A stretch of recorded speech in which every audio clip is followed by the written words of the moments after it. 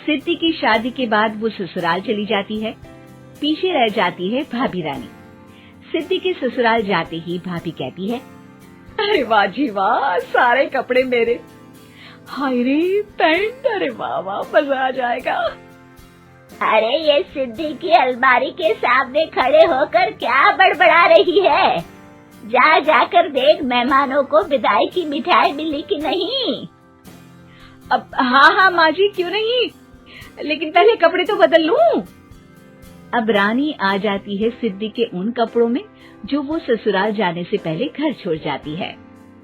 अरे रानी, कुछ दिन रुक जाती। अरे ये तो सिद्धि बिटिया को मैंने ही दिया था, बड़ा ही फबता था उस पर, तुझ पर तो कुछ खास नहीं लग रहा। अब वो ना मेरे सारे कपड़े गीले थे तो सोचा पहन लूं। वैसे भी सिद्धि को कौन सा भी पुराने आउटडेटेड कपड़ों को पहनना है। वैसे भी ये सूट तो मैंने तभी पहना था, वैसे खास है भी नहीं ये। हाँ ठीक है, लेकिन ना मेरी सिद्धि पर तो जमता था। सारे मेहमान चले जाते हैं और सिद्धि ससुराल से मायके पहली बार आती है। अपना घर, अपना कमरा, अपनी अलमारी। ये बोलकर जैसे ही सिद्धि अलमारी खोलती है तो सामने उसके कपड़ों की जगह कुछ और ही रखा होता है। माँ, ओ माँ, जरा कमरे में तो आना। सास और रानी वहां पहुंच जाते हैं। रानी ने पहनी होती है सिद्धि की जींस और टी शर्ट। अरे भाभी, ये क्या? ये तो मेरी बड़ी ही महंगी टी शर्ट है, इसे आपने घर में क्यों पहनी है? अरे बहुत मिलती है दीदी ये चौक की मार्केट में, 150 में। ओ भाभी प्लीज, ये एरोपोस्टल है, 2000 की एक टी शर्ट। ओह 2000 में तो दीदी 4 साड़ी आ जाए। अब क्या बोलूं भाभी, ये मेरी अलमारी में छोटू के कपड़े, तो मेरे कपड़े कहाँ हैं? मेरी अलमारी में। अब दीदी आपको कौन से पुराने कपड़े पहनने थे? माना भाभी, लेकिन मैं जब घर आती तो यही सब पहनती ना। अरे तुम तो बड़ी कंजूस हो दीदी। खैर वक्त आता है जब सिद्धि ससुराल के लिए रवाना हो रही होती है। अरे रानी, अंदर से सिद्धि का गिफ्ट ले आ, लड़की पहली बार ससुराल से मायके आई है। रानी अंदर जाती है और एक सिंपल सी साड़ी लेकर बाहर आ जाती है। ये लीजिए माँ जी। सास बेटी को गिफ्ट देकर ससुराल भेजती है। अगले दिन रानी एक सुंदर सी साड़ी पहनकर सामने आती है। अरे रानी, ये तो वो साड़ी है जो मैंने सिद्धि को देने के लिए दी थी जब वो ससुराल ले जाती, लेकिन ये तूने कैसे पहन ली?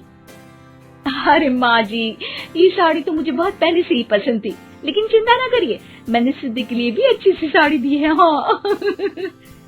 तभी सिद्धि का फोन आता है। क्या माँ, कुछ अच्छा तो दिया होता ससुराल ले जाने के लिए। अरे पहले दिखा दिया होता। यूँ चमकते हुए पैकेट में नौकरानी वाली साड़ी मत दिया करो माँ। अरे बेटे, वो तेरी भाभी ने ना गलती से उससे पैकेट बदल गया। हाँ, मैं कल ही तेरे भाई के हाथ से तेरा वाला पैकेट भेज दूंगी। अरे रहने दो माँ, आई एम श्योर भाभी ने अभी वही साड़ी पहनी होगी जो तुमने मेरे लिए रखी थी। तुम तो समझ नहीं पाई उनको। खैर छोड़ो, मैं ज्यादा बोलती अच्छी नहीं लगती, रहने दो, आपको उन्हीं के साथ रहना है, फिर बात करेंगे। सास को रानी पर गुस्सा आ जाता है। वो उसके कमरे में जाती है जहाँ वो शादी का एल्बम देख रही होती है। रानी, मार्केट जाकर एक ऐसी ही साड़ी लेकर आ, कल प्रतीक जाकर सिद्धि के घर दे आएगा।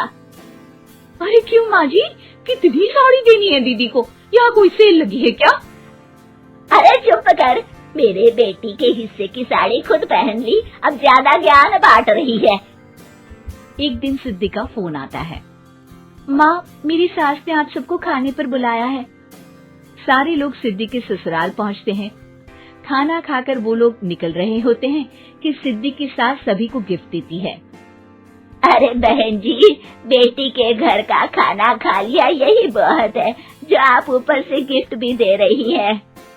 अरे बहन जी, आप भी कहाँ इन बातों पर विश्वास कर रही है। सास सभी को गिफ्ट देती है, लेकिन रानी को जो साड़ी देती है वो अजीब सी हरे रंग की लाल रंग के बड़ी छाप वाली होती है। अरे छी, ये कौन पहनेगा?